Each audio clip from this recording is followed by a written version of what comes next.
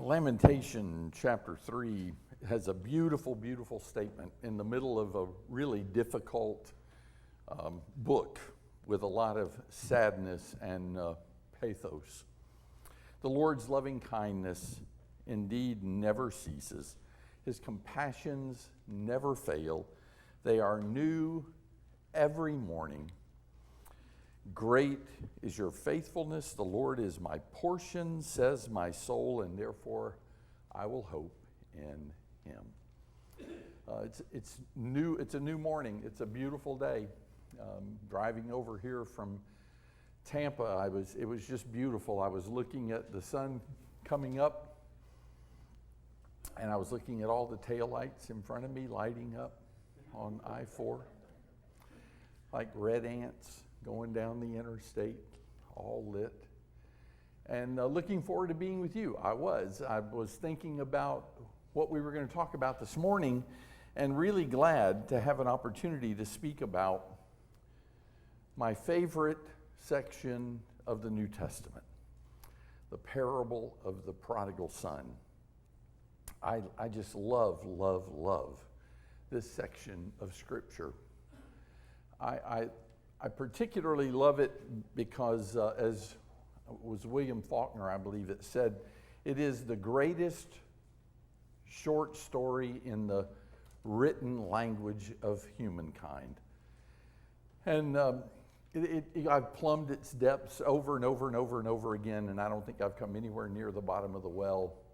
I was looking this past week, and when I sent the message ahead, here are some things I can speak on. One of the sections was on the prodigal son, and I think there are 26 lessons in that series. It's not a series. Nobody wants 26 lessons in a row, but 26 different lessons that I through the years have preached on this, and I make a promise you won't hear the same thing twice. It is just that broad and that deep. It is an incredible story that offers us so much on so many different levels. And I'm really happy to be able to speak on that this morning. It was a great blessing for me to know that I would get to talk about Luke chapter 15. I'm going to get there eventually, but I want to start with this. If I were to ask you, and I'm not asking you to speak out loud, but I want you to just think about it. If I were to ask you, name some geniuses in the world. Geniuses in the world. And let's get rid of the softballs. Drop Brent Forsyth. Drop that one. Who would you think of? Again, not asking you to answer out loud, not putting you on the spot. Who would you think of? Geniuses in the world. And let me tell you who some of those typically are. I'm a sucker for lists. You know, what are the top 10 songs in pop culture? Who are the 10 most important people in Babylonian history? What are the 10 places people choose to go? I'm a sucker for those. And so I've seen books that say, and lists that say, these are considered to be the most intelligent people in the history of the world. Probably the one you came up with first, and you really probably don't know much about him, was Einstein. Am I right? Some of you thought about Einstein. You know, Einstein's an interesting character. You know what he looked like. God blessed him with great brains, but not much beauty. On one occasion, a beautiful Hollywood starlet came to Einstein and said, "Albert, we should get married." And he said, "Why?" And she said, "Well, just think, if we had children with my looks and your brains, imagine what we could produce." And Albert said, "Yeah, well, what if they got my looks and your brains?" Yeah. Einstein, we think of. Oh, what about Sir Isaac Newton? The English mathematician, astronomer, theologian, author, naturalist, the man who discovered gravity. Or you may have thought of Leonardo da Vinci, painter, sculptor, architect, mathematician, engineer, inventor, anatomist, botanist, writer. You might have thought of Madame Marie Curie, who discovered radioactivity and was the discoverer of two of our elements, the first woman to win a Nobel Prize, and the only person in history to win two of them for chemistry and physics. You may have thought of a military genius, Napoleon Bonaparte, military mastermind who conquered most of Europe and Russia. You may have thought music, Beethoven, composer despite being deaf. Or you might have thought of Mozart, the most prolific composer of his generation, who began touring Europe to perform at the age of 10. 10. Can you imagine a 10-year-old walking on a stage and getting ready, pulling up a piano stool and regaling audiences? You might have thought of Nikola Tesla. He invented alternate current electricity, the Tesla coil, wireless transmission of energy.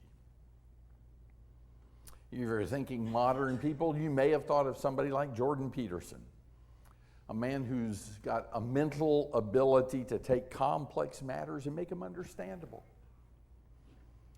And of course, this audience immediately thought of Brent Forsyth and his ability to present the gospel in unique ways. One thing I've noticed, and I've looked up these lists over and over again, highest IQs in history, smartest person in history, listing them, but there's one name that's not found on any list I've ever seen, ever. Jesus Christ. I've never seen him on a list.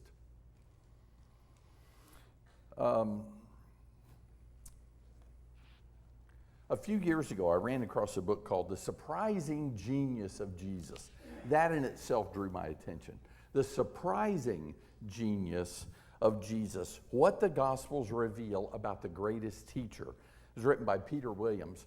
The book fascinated me because of a couple of things. First of all, finally somebody was wanting to talk about Jesus being a genius. But the surprising genius was the interesting thing.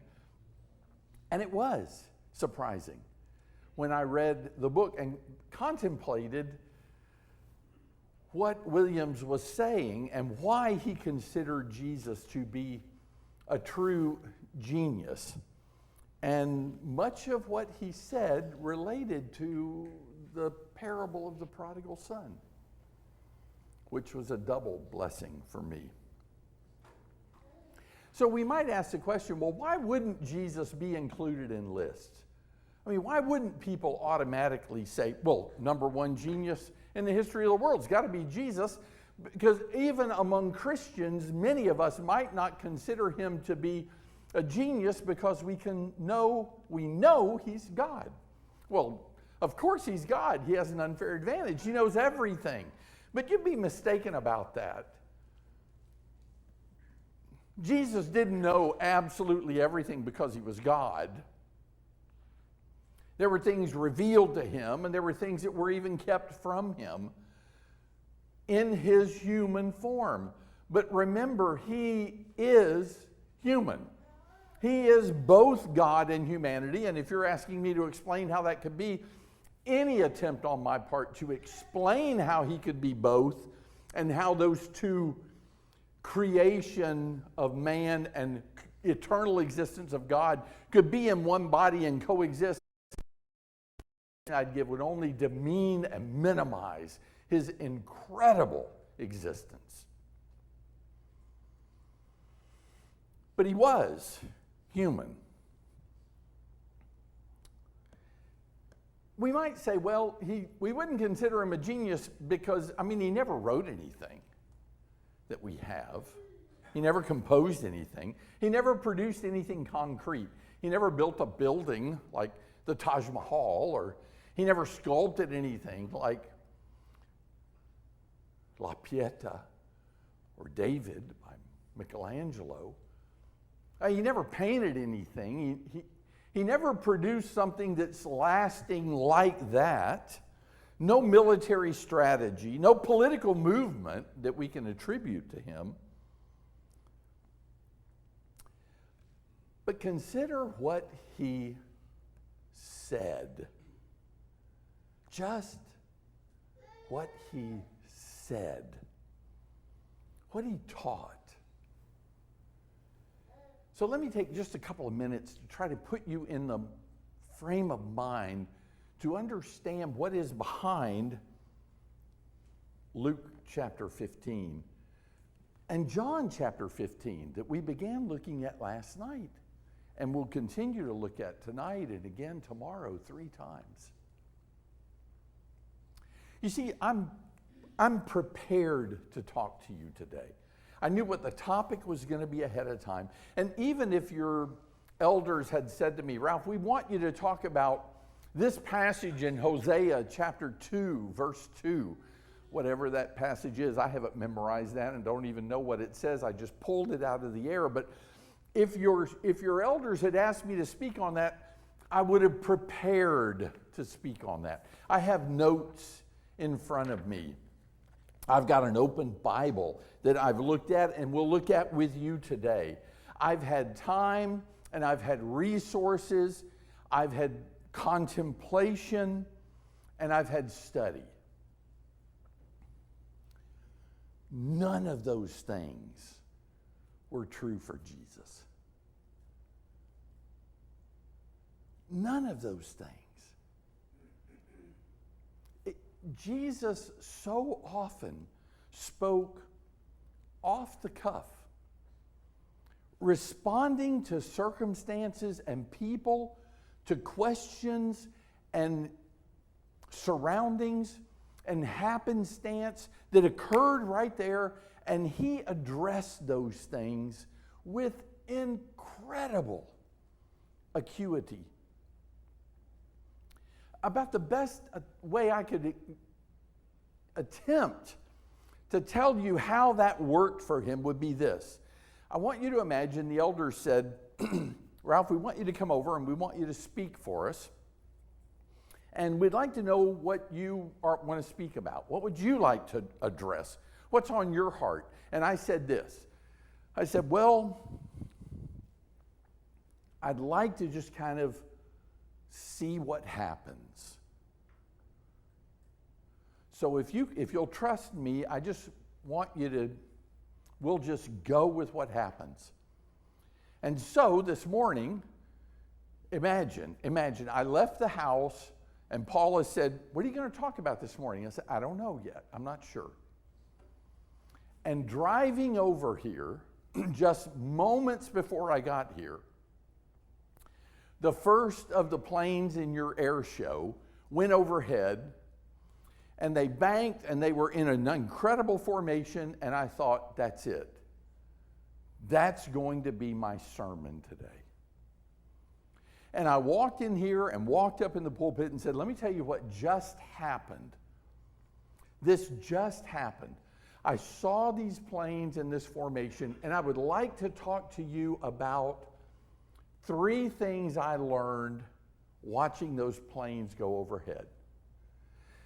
Now, you may say, you know, Ralph, I think you could do that. I think our preachers could do that. I think they could probably find something that's worthwhile saying. I'll grant that. That might happen. And sometimes for those of us, I know Kent's here, I know Mark's here, Brent's here, we all probably could say, there has been some time when something happened on the way to church. Maybe it was something like this, God forbid. You're on your way to services and you get a phone call and one of your members died. Just died suddenly. Just died. And you say, you know what? I can't go in there and talk about this morning why we should sing and be happy. So I think I'm just going to direct my remarks about this great brother who was a part of our congregation, who's now gone, and maybe how sudden death can occur and how we never know And we always need to be prepared. We've all done that, haven't we? We've all done that at some point. But there's an element about this that goes beyond that. Because I know 3 preachers in this audience, have great respect for all 3 of them. But I doubt anything any of us said would be picked up by other preachers and proclaimed all over America. I really doubt, even if somebody got live streamed my remarks about the planes this morning, if I could come up with 3 things I learned from your air show this morning before I got here, if I could, I really doubt that Mark would go home and preach it in Seffner tomorrow, and that Kent would say, cancel my sermon tomorrow. I know what I'm preaching. I'm going to borrow Ralph's sermon. And Brent says, I can't preach that tomorrow because they already heard it. I don't think it would be that memorable, that incredible. But go further. It wouldn't just be other preachers heard it, were moved by it, and their audiences are moved by it. Can you imagine that lesson about the plains in Lakeland would be preached 10 years from now, 50 years from now? That 1,000 years from now, preachers would say they used to have these things called airplanes. And I heard this sermon, or I read this sermon by this guy 1,000 years ago, and it is still so pertinent to us, so relevant, and so critical to us that I've got to preach it to you today. There isn't one of us that thinks that could happen. Not one. But that's what we're doing. We're taking the words of Jesus, preached over 1,000 years ago, and we're still saying it is not only relevant, it is critical to our lives. And remember, it came off the cuff. We're looking at John chapter 15. Do you know what John chapter 15 is in the context of? It's Jesus' last night with the disciples before he dies. It's not like a week before they said, hey, Lord, there's some people out here want to ask you some questions. He said, no, I don't have time for that. I'm preparing my sermons that I'm going to be giving to you guys the night before I die. The words he spoke in John chapter 15 came from his heart, not from the tedium of his study. They just flowed from him.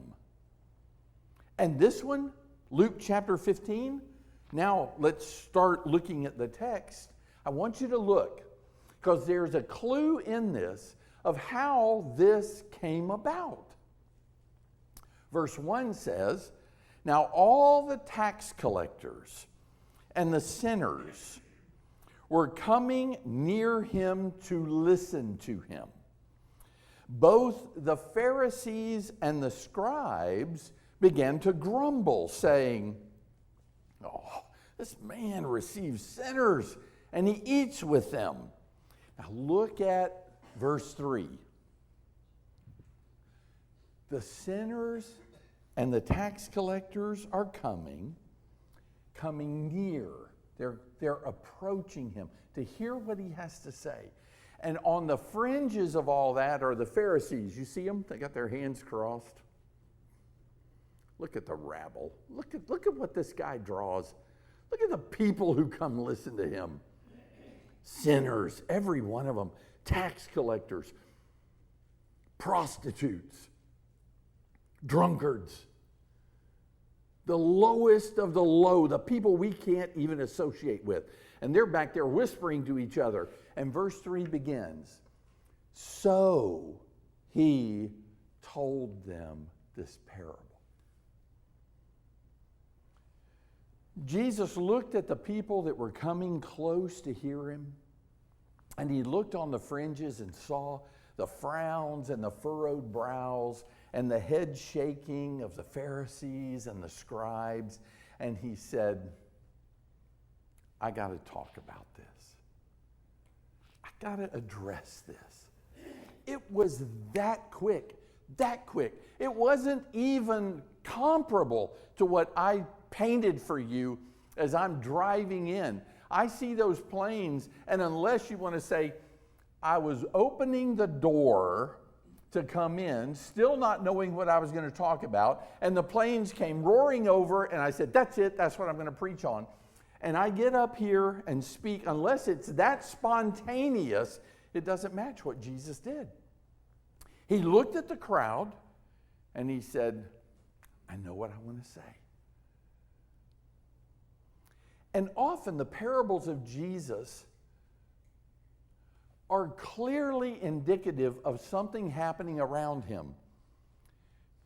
You remember the first word of the parable of the seeds and the sower? It's what? Behold. What are they looking at? Behold. He's outside. Behold.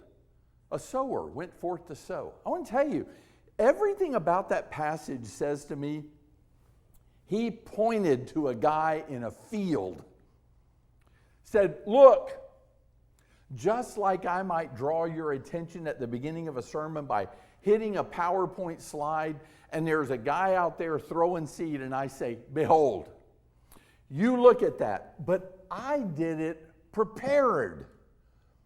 If I did it, it was because I found the slide and I sent it ahead and we put it on the overhead projector so that everybody could see it at the moment I wanted. What Jesus did is, behold, the sower went forth to sow. And then he tells this parable that, again, I'm not just keying on the preachers in this audience, because some of you are teachers, not preachers. And every teacher and preacher that's done any work at all has talked about those things, haven't we? We've all talked about that parable more than once in great detail. So Jesus is not an ordinary teacher with brilliant students who credited him with their great ideas. That's not the case. You know, sometimes teachers are vaunted by their students unfairly. Oh, he was the best teacher I ever had. Well, no, that's not really the case. You were the best student that teacher ever had. You're not the result of that teacher's skill. You are what you are, but that teacher didn't get in the way. That's not the case here. Jesus does not have an incredible discipleship of all geniuses, and he's unfairly credited with what he produced in them. Nor is he a smart teacher with really smart pupils. It's not, well, they got each other and it was a perfect storm and it was a wonderful thing where a really good teacher got with some really good students and they created an incredible apostleship and church. That's not it. We know that because we preached about those disciples, haven't we? We know how sometimes they missed the point. We know how sometimes they went astray. We know how sometimes they demonstrated their weaknesses. We know that because they admitted it. Now, what we have is a genius. He's a genius. And whatever depth and brilliance his disciples showed is just a reflection, a mere reflection of his genius. So we're in Luke 15. And there are three parables or stories that Jesus told to remember it relates to this audience. These people who, in the eyes of the righteous, don't deserve Jesus' attention. And this audience of righteous people who disdain what Jesus is trying to do for people who don't deserve his attention. He's addressing both crowds simultaneously. He's giving those who are without hope, and he is taking the hope those who believe they have it all together, taking that from them and making them realize you've missed the point. And he does that with a series of 3 stories: a lost sheep, a lost coin, and a lost boy. And all 3 of these parables were meant to address those 2 disparate groups of people listening to him. Are you still with me? That's what he's trying to do. The last words of Luke 14 is this: he who has ears to hear, let him hear. He who has ears to hear, let him hear. Does that seem a redundancy to you? Of course we have ears to hear. That's what they're for. But Jesus is saying, so why don't you try to listen? Listen. Hear what I have to say, because you're not going to want to do that. Some of you are standing on the edges, you're in the perimeter, you're on the outside, and you're just shaking your head. You're not ready to hear. Let him who has ears to hear, hear. And then he begins the parable. To who? The non-devout. The non-devout, the outsiders. And look at the beauty of this. Where are the outsiders? They're near. The outsiders are inside. And what about the insiders? They're out. They're on the edges. They're not right up front. They're not down here. They're not right here saying, oh, talk to us. We are so excited you're here. That's not where they are. No. In the context of this building, you know where they are? They're not even back there where Don is. They're peeking in the windows. Shh, wait, did you hear what he just said? They don't want to be in here. They don't want to be close. And Jesus is talking to them. You got ears? Listen. Listen to what I'm saying. Who's come to criticize and to judge? The devout. They're not hearers. They're knee-jerk reactionaries. They've already judged Jesus and the crowd. They've already judged him. They're not ready to listen to what he has to say.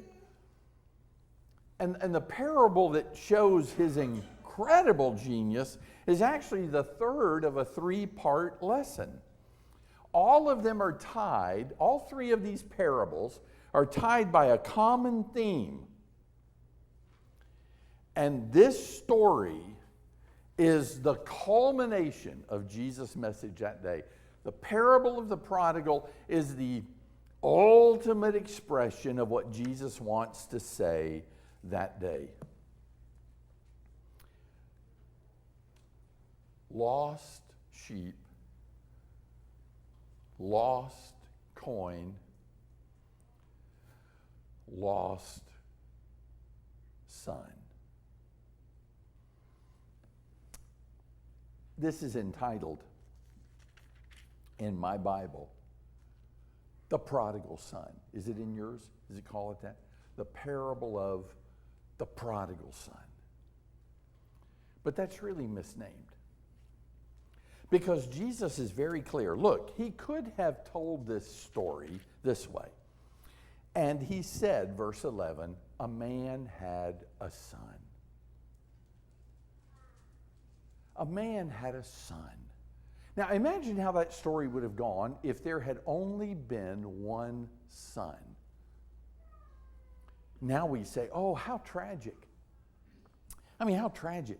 The man only had one son and he went astray. So now he's got nothing. He doesn't have anybody in his family at all left. That'd be sad, wouldn't it? But that's not what the story says. A man had two sons. And now look, this is a Jewish audience. This is a Jewish audience. Have they heard that pattern, that motif before? Oh, they have heard it over and over and over again. This is familiar territory. When we talk about Adam and Eve, who do we talk about? Cain and Abel. When we talk about Abraham, who do we talk about? Ishmael and Isaac. When we talk about the sons of Isaac, who are they? Esau and Jacob. A man had two sons. They're locked in. They've heard this before. And in all three of those cases, what do we have? A younger son and an older son.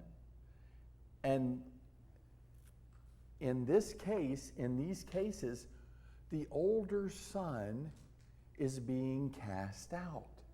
Do you ever think about that? Abel, the younger son, is righteous. The older son is thrown away. Ishmael is cast out and Isaac replaces him. Esau is cast out and Jacob replaces him. You could go further even, and although there are many more sons, the motif is still there. Joseph is spared as the younger, and the older, Reuben, Simeon, Levi, they're cast out. Now, the Pharisees and the scribes see themselves as the favored child. They're the righteous. They're like the Pharisee and the tax collector who went up into the temple to pray. And the Pharisee said, I'm thankful I'm not like these other people. I'm what? I'm the firstborn. He doesn't say that, but that's his position as he sees himself. So when Jesus begins, a man had two sons, you and I need to know he is setting up the Pharisees and the scribes. He is setting them up. A man had two sons, and the younger son said to his father, Father, give me the share of the estate that belongs to me. And he leaves, squanders, and dies. And the Pharisees see him in these people, these rabble, these people who've squandered the opportunity to be what God wanted them to be. But you need to understand something. This parable is 388 words long in the original Greek. I don't know Greek. I know a little Greek. He runs a restaurant down the street from where we live. But I don't know that language, but I've understood there are 388 words, but these 388 words are incredible. Every word has weight. There's not a single time where in this parable Jesus would have said, oh, no, wait, I got that mixed up. I'm sorry, it was the older son. I meant to say, I forgot to tell you about the older son. Oh, let me go back and start over. The genius is speaking. And he tells us about this younger son. But you need to know that in this story, only 60% of the entire parable concerns the prodigal son. A full 40% focuses on the older son. The prodigal, really, it's almost half. It's almost half and half. We call it the parable of the prodigal son, maybe because that story is resolved. But the story of the older son is left open. Do you know what happened to the older son? I don't. I don't. Do you know what happened to the Pharisees and scribes who were in the windows hearing Jesus? I don't. My guess is the sinners and tax collectors loved this story and responded to it. We just don't know about those others. 3 times this story proclaims he was dead and is alive. 3 times. Not exactly those words every time, but they're presented that way. The first time, this younger son thinks he's dead and he knows how to live. At the beginning, if you were to ask him, let's talk to him. He's sitting in the house. And we say, hey, what's your life like? What are you doing? He says, man, this is a dead end. I mean, I got nothing here. I got nothing. This is terrible. I'll tell you what I wish. Can I confide in you? I wish my dad would die. And then I'd get the inheritance. And I could go do what I want to do. Because there's some cruises I've always wanted to take. And there are some places on my bucket list I want to see.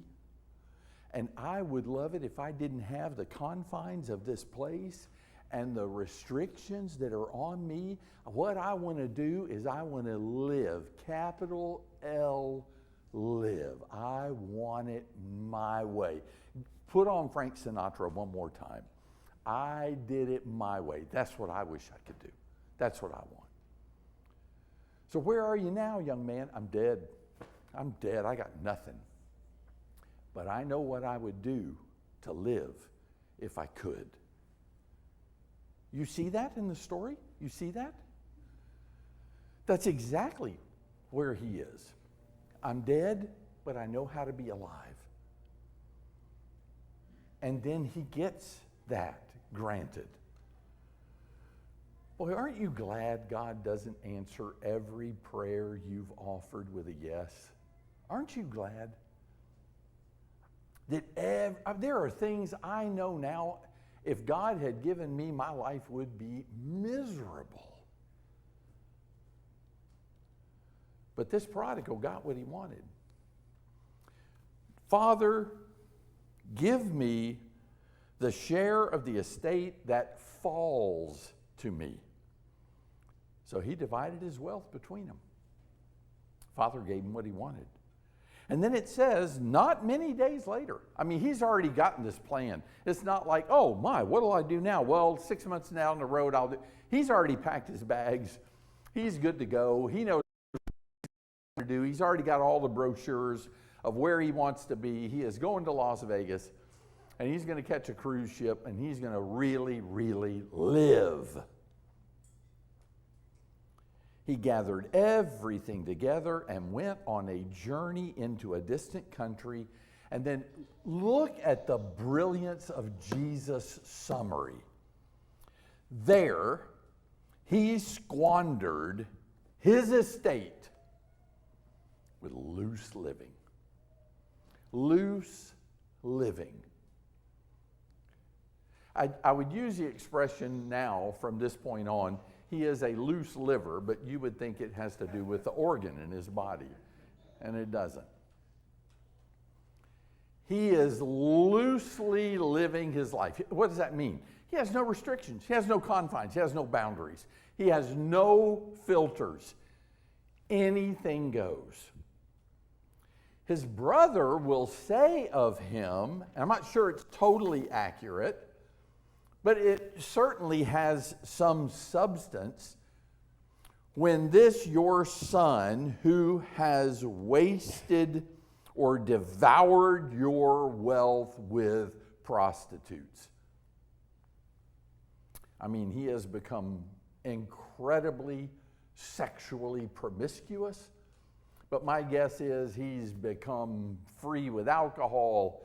And if he were in our culture today, recreational marijuana would be the action of every morning, every day. He gambles.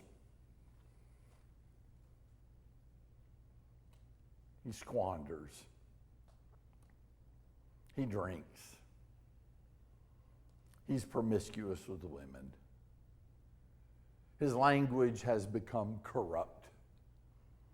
And he has nothing to prevent him from being what he wants to be. He was dead and he's alive. And then he realizes, I'm dead. But I know how I can be alive again. It says, when he came to his senses, from what? Verse 16, he would have gladly filled his stomach with the pods that the swine were eating, and no one was giving anything to him. So where are you now, young man? Where are you? Where are you in that passage? Well, you know what? If I could summarize it, I'm dead in the water. I'm dead. I got nothing. I got no way forward because I have no resources. I have no plans because I can't implement them. And I'm on the verge of death. I'm literally on the verge of death. I have no food. I got no clothing except what's on my back. And I mean, it's a bad life. I am homeless and without any hope whatsoever. What are you? Well, for all practical purposes, I'm dead. So is there any way you could live again? Well, yeah. I will get up and go to my father, and I'll say to him,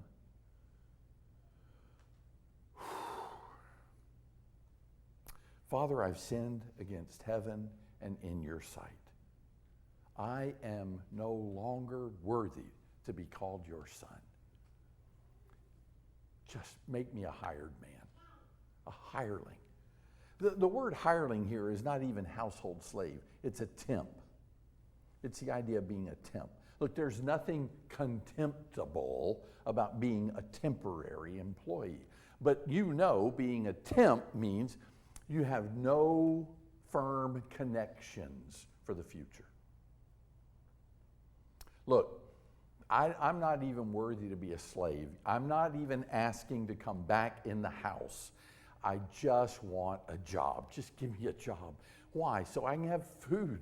So I can put food in my belly. So I can put clothes on my back. So I can get cleaned up. I'm dead.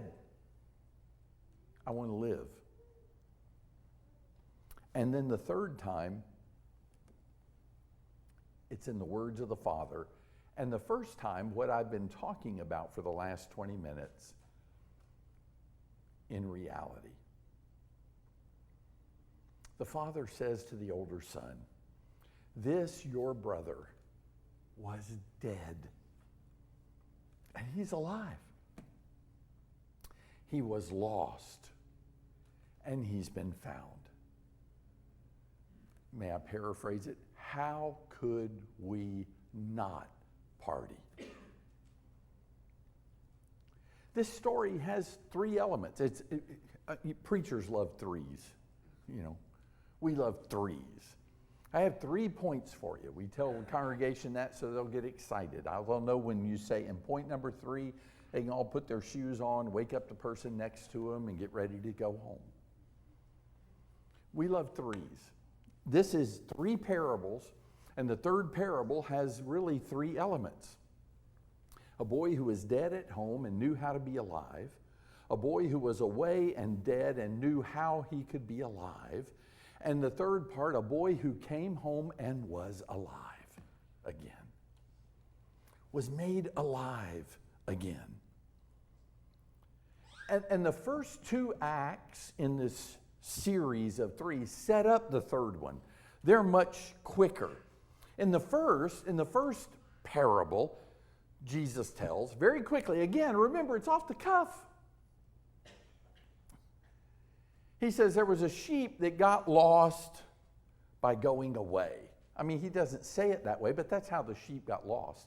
This sheep didn't get lost because the shepherd pulled in 99 of them and just left the other one out there. This was a sheep who wandered off. When we sometimes sing that beautifully worded, maybe not so beautifully sung, but beautifully worded song, the 90 and 9, it's a great story of this sheep, and they're all gathered and they're all being fed, and one of them is on the hill far away. How did he get that way? Well, he just kind of wandered over here and, oh, this looks good to eat. And, oh, wow, look at that. That looks good. And then, oh, down here, over, this looks good. And then down, oh, that looks good. And while all the other sheep are up here, this discontented sheep wanders off. Lost. And in the second parable, the coin is lost at home. It never goes far. The coin's inanimate, so it doesn't wander off, doesn't try to hide. It's not doing anything through any fault of its own, but it's lost at home. And the subtle indication in the third parable is that the younger son does what the sheep does. He wanders off. But the older son is lost at home. What he thinks is his comfort, I'm at home. I'm at home. You can't get lost at home. Becomes his demise. There are 2 sons lost in the story. That's the very lesson Jesus wants to convey to his audience. In the first part, he wants to talk to the people that are down front. Let me tell you what you people are like. You're wandering off because you think you've found life somewhere else. In your money, you tax collectors, or in your prostitution. You're living terrible lives. You need to come home, you're dead. But then, and while the people on the fringes are saying, give it to them, amen, go. You go, Jesus. He says, well, let me tell you about the older son. Oh, and he turns his eyes on them. The older son, oh yeah, the one who stayed at home, they're saying, stayed at home. He says, let me tell you about him. And then he just rips open and exposes their hearts. Their hearts. Oh, you are so secure.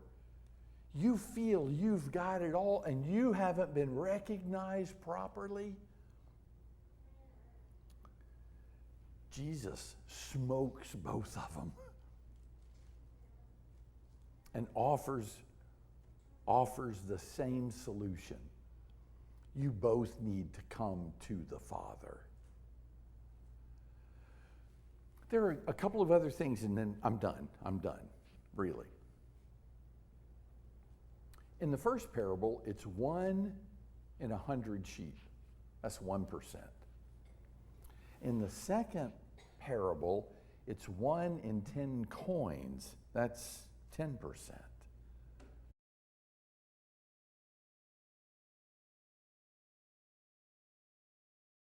Yeah, the sheep, yeah, sometimes that happens, but not very often. And 1 in 10 coins being lost, yeah, I can see that happens, but I mean, it doesn't happen that often. But in the last parable, it's 100% loss. Both boys are lost until they come home. And we know the one comes home, but we never know the conclusion of the older son.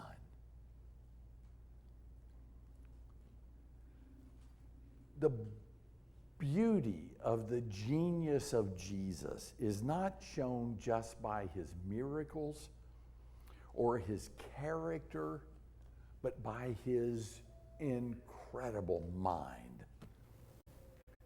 When you're reading the things of Jesus, I hope you never forget the things we've talked about today. These are not prepared sermons, the best of Jesus, hip pocket lessons he carries in his robe, so if he's ever asked to speak, he can pull it out.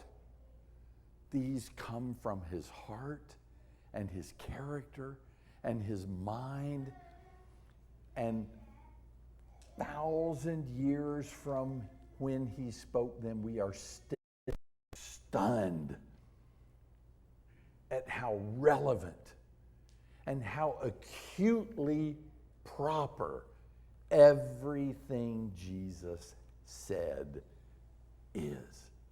And my guess is, if the world is still here in 3026, preachers will mount pulpits like this and say, let me tell you about the genius of Jesus. Because the only thing I can conclude with are the words of those temple soldiers who came back to the scribes and the Pharisees and the temple priests and said in John chapter 7, verse 46, never has a man spoken like this.